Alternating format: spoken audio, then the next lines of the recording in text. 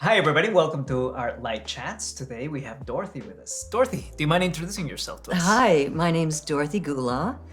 I am a Canadian citizen and an American citizen. I grew up in Canada.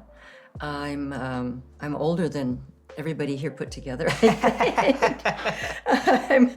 was born in 1954. You figure it out. And I am involved in suicide loss because I lost my mother when I was 17. So that's a long time ago. Yeah. 1972.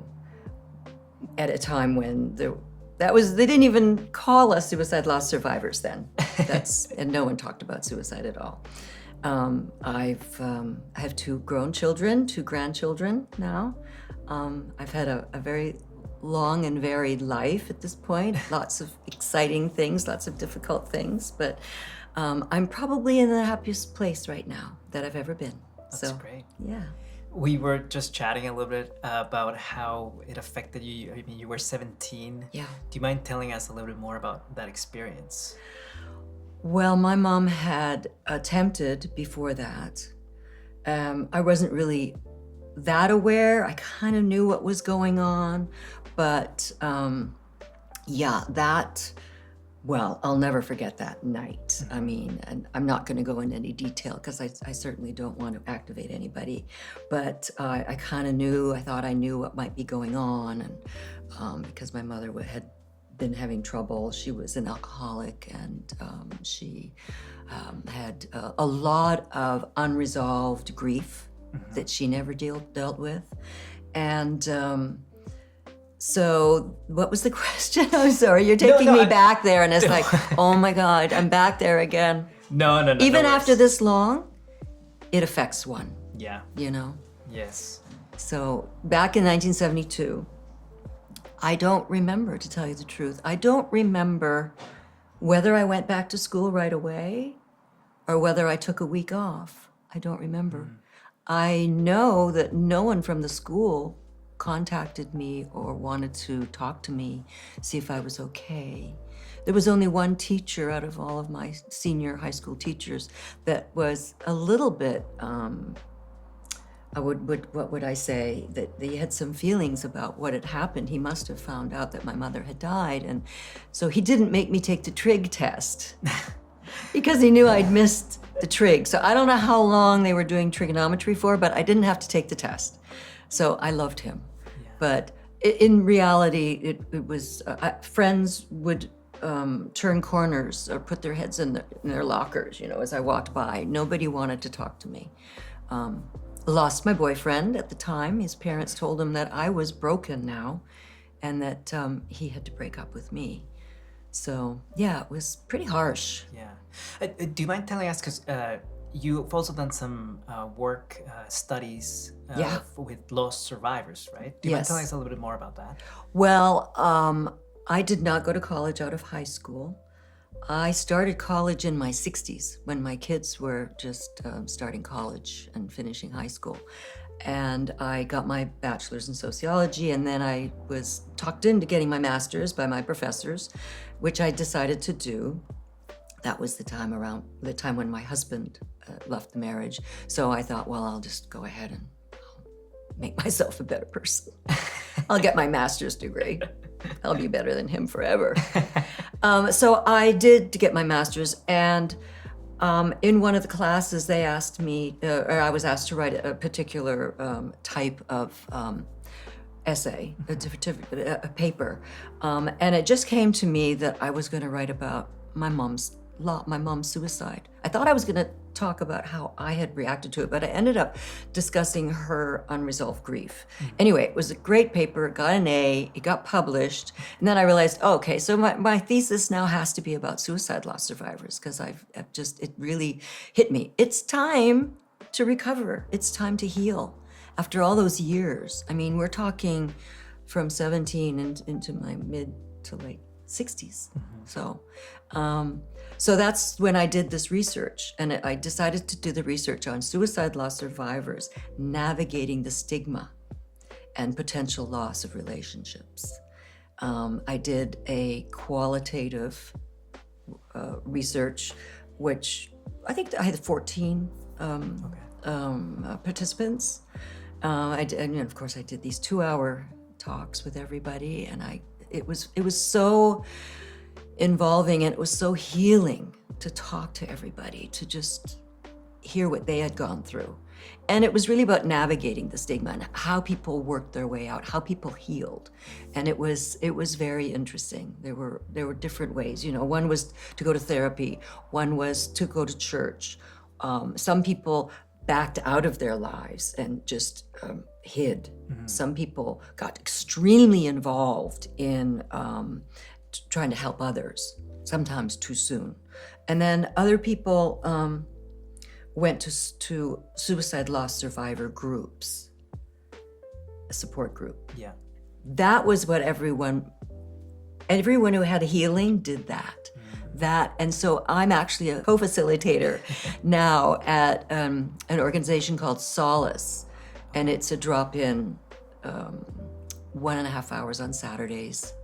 Every Saturday we are there, and it's on Zoom. It's a wonderful program. Yeah. And you can find it if you go to afsp.org to find a group. And that group is what a lot of the people that were in my thesis study were from that group. And then, so I started going to the group, and my healing just happened exponentially. I was so ready for it. Being in a group of other suicide loss survivors is the only way you feel really like you're understood. Yeah. And that, you feel you can say anything and people are going to know.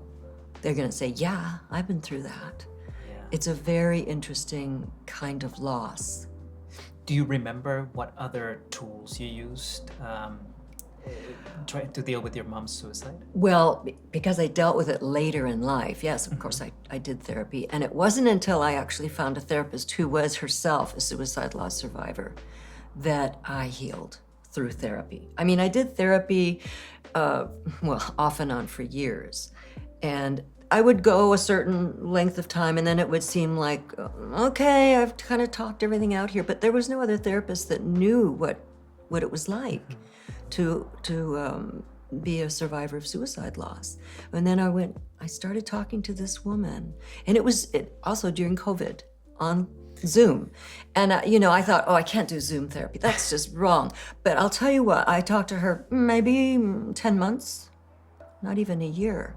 And her understanding just helped me blossom. It was really amazing how that worked. So it's really important to have people around you that understand suicide loss.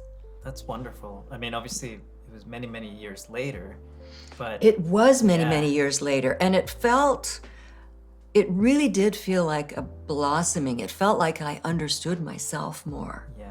Because for years I didn't want to feel it, I ran away from it all for so long. And I thought, never mind that, I'll just move on. I just moved on. But I didn't realize that when you hold back the pain, when you don't want to feel the pain, you also hold back joy. You're not able to feel joy. Yeah. If you don't allow yourself to feel the pain, you're not going to feel the joy fully. Even when I had my children and so on, I have so much more joy in my life now than I ever had because I dealt with it. So I always tell people, find a group that you can go to if you've lost someone to suicide. Do you remember what was the impetus to connect with this therapist? She was a participant in my research for my thesis. That's wonderful. So once I got through it all and I, presented my thesis and everything, I don't know, another year or two passed, and I thought, I think I need to see somebody. I know, I'll call Pam. And it worked out perfectly. At that point? It wasn't even that long, actually, think of it. But it was a good move. And at that point, you as a person, did you have the feeling that, maybe I am over it, and it was a realization later? Or were you pretty self-aware that you still needed a lot of work? I knew I needed work. Mm-hmm. Interestingly, the year that I turned the age my mother was when she took her own life, I had a breakdown. Mm-hmm. And I did I did talk to someone who specialized in trauma, but not suicide loss. And that sort of, I guess I would call every time I did that a stopgap. It was kind of a stopgap. Okay, it kind of kept me going.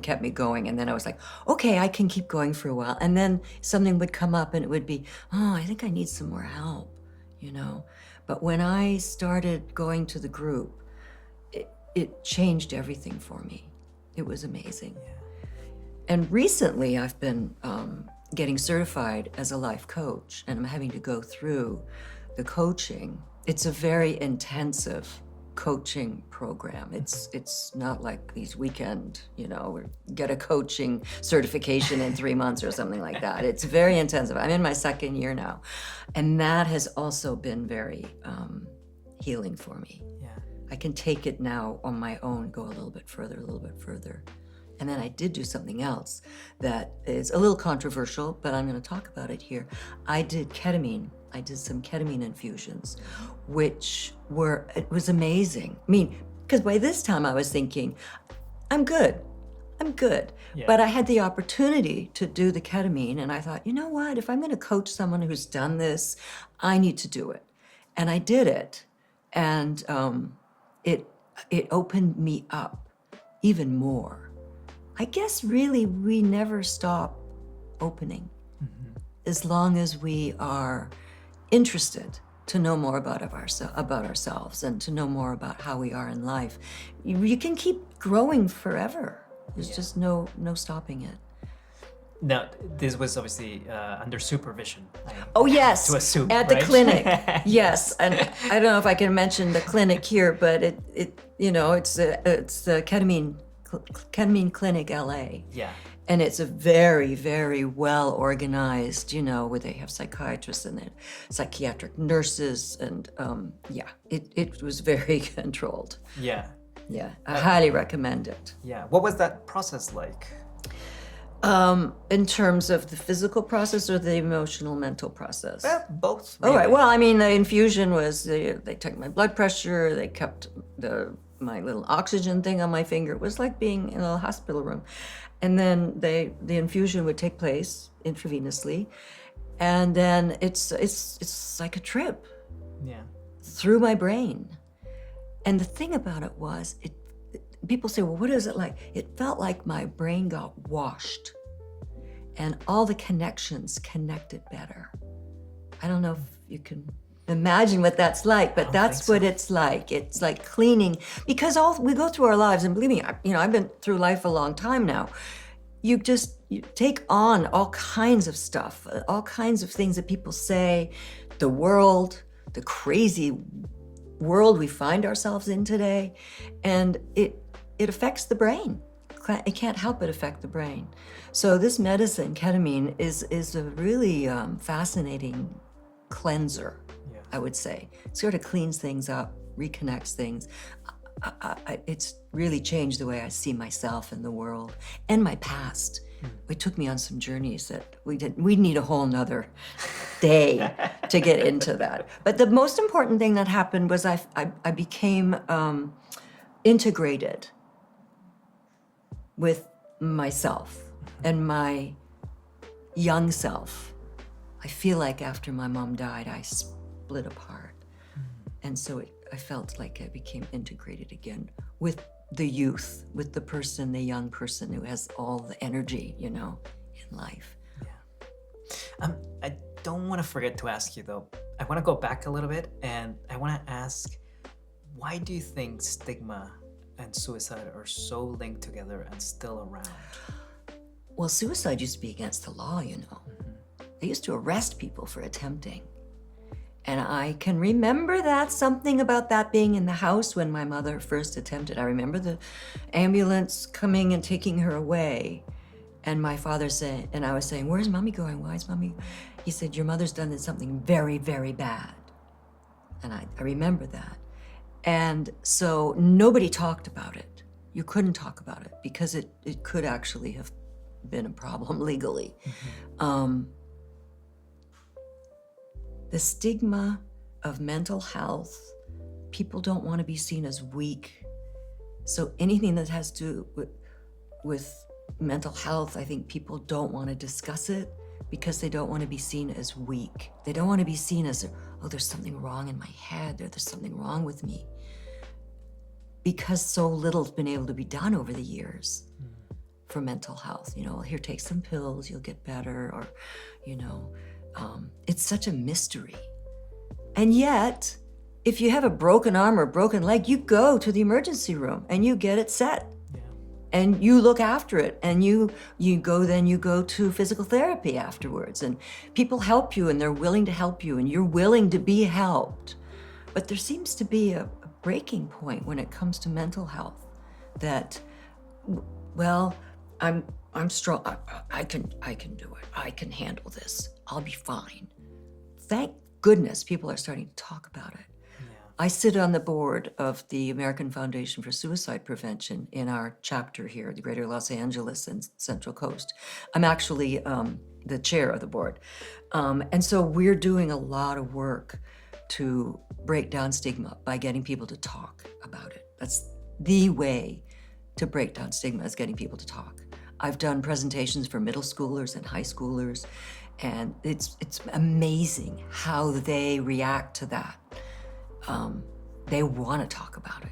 They want to ask questions about it. Culturally, it's a problem. In certain cultures, nobody wants to talk about it.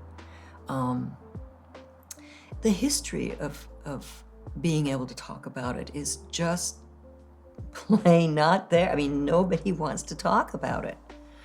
I did. When I was 17, my mom died.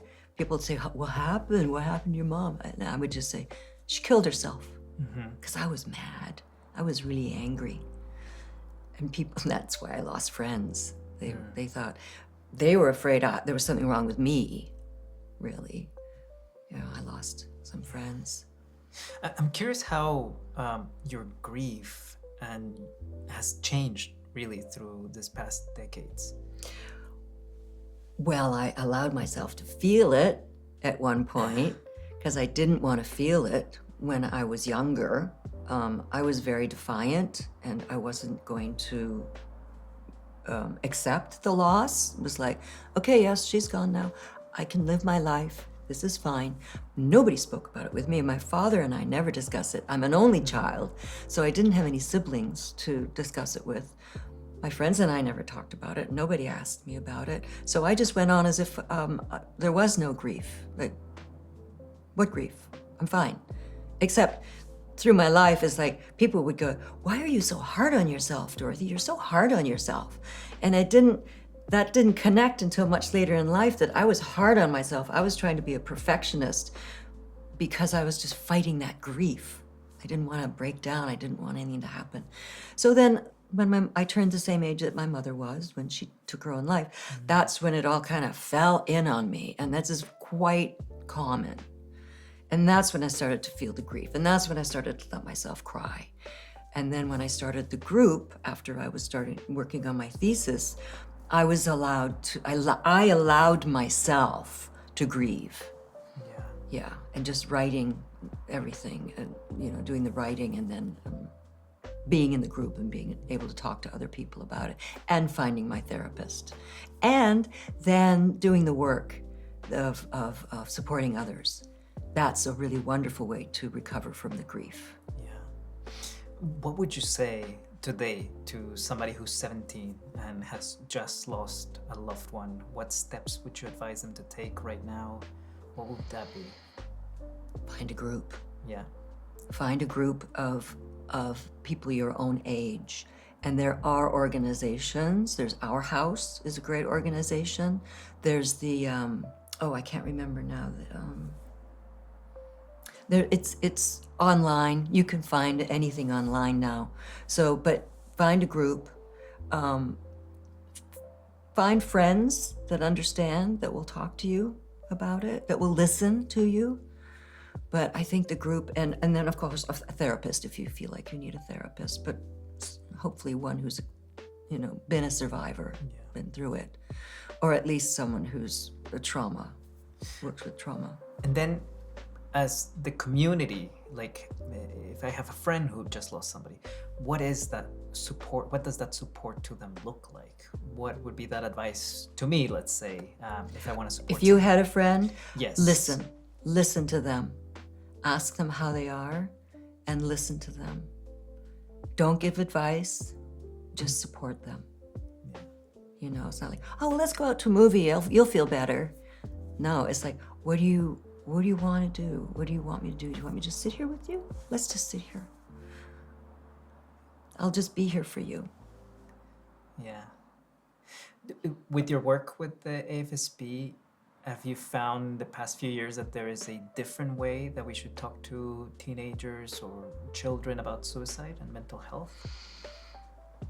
It's interesting because teenagers and children, first of all, they react to suicide loss and they grieve very differently from adults because they don't have the history of knowing anything about it.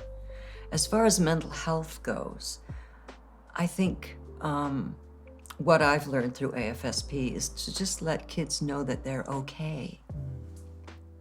It's okay. You can talk to me about anything. You don't have to hide anything. Yeah. You know, that's really important when you're dealing with children. I mean, I've done that with my own children. But as far as loss and grief, you have to be where the children are. You have to sit with them where they are. And if they don't want to talk about it, they don't have to talk about it. You don't have to make them talk about it. I know a lot of people who have lost children are very worried about the siblings because the siblings seem to just go on and not worry about it. But it'll come up later in life. But it's really hard for teens to want to talk about it. Yeah. They'll do other things. They'll go out and they'll play basketball, or they'll go and they'll make art, or something like that. That'll help them through their grief. And if they want to talk about it, you have to be there at that moment, you know. But you can't sit down and say, okay, let's talk about it, because they'll be like, what? What do you want to talk about? Right. That the wall comes up. The wall comes Yeah. up. Yeah, Yeah. it's true. I'm curious, what does hope look like to you today? Hope. Hope is an interesting word. Because to hope, for me, is not really to believe. I'm just going to hope it gets better. I'm not going to believe it gets better. So as much as hope is a word that is used, that we can hope that we are going to get through our grief and we hope that life is going to get better, I like to introduce the word believe, because it's a little more action-oriented. If you believe something this is going to happen, if you're going to take this action and believe it's going to take you to a certain place, then I think that's an action. You can take an action. But if you think, well, I hope everything's going to be okay, there's no action in that. That's just sort of sitting back and hoping that things get better. That it happen instead of that trying that it's going to happen to you. But it's really important that people make a concerted effort in their grieving, in their healing. It's something we have to do for ourselves. Nobody else can do it for us. I also want to ask you about art and how art has helped you in your journey through grief, loss, but also recovery. I've always loved art. Museums, galleries. One of my dearest friends is an artist, and I love being with her. My house is full of her art. And there was a time that I went to before I started going to college for sociology, I went for art history, and then I took some drawing classes, and so on and so forth. And then the moment came when I turned the age my mother did, and I needed an outlet, and I turned my garage into a little art studio, and I started making collages for myself, and they were all about my pain and about what was going on in my life. And They're actually quite beautiful, I have to say. But I didn't want to spend money on a lot of materials. So I found some planks of wood and I would saw those. So that was really physical, and I would saw those. I'm going to make some art. And I did that, and then I just had all kinds of old photographs, and I had magazines and so on. And so I started collaging and painting and drawing, and it was so healing for me. It was so healing for me. And even now, today, if I don't get to a museum every month, I start to feel like there's something wrong. What's wrong with me? It's like I need a museum day. Yeah. And I just did that this week, and I was feeling all fluttery, like there's something wrong. And I said, I know what I have to do. Yeah. And that's what I did. Yeah. Art is so healing. Any kind of art. I don't care if it's cartoon art or Degas or whatever, Hockney. It came to me, Hockney's, on the way to the studio, the Mulholland Drive painting, which is huge. That's a beautiful piece to look at because it's got all kinds of colors, and I just love it. Yeah.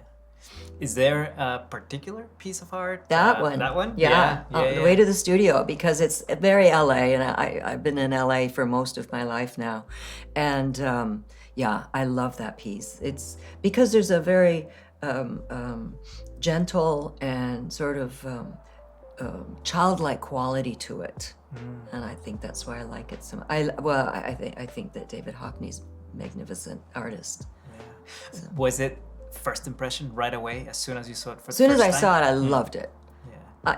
It hangs in LACMA, the Los Angeles County Museum of Art, and whenever I go there, I have to just go stand in front of it.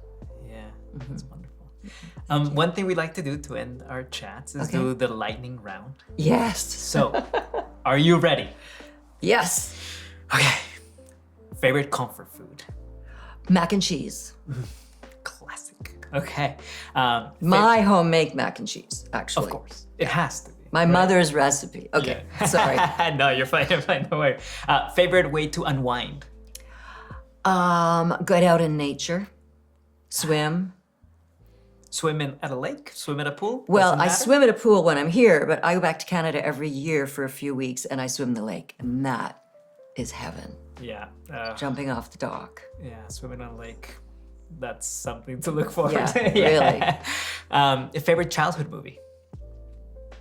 I'm old. There weren't a lot of movies, but I think about Old Yeller. I loved Old Yeller. I loved that dog so much. And the ending, I could sob. Yeah. And I was thinking, I want to see it again.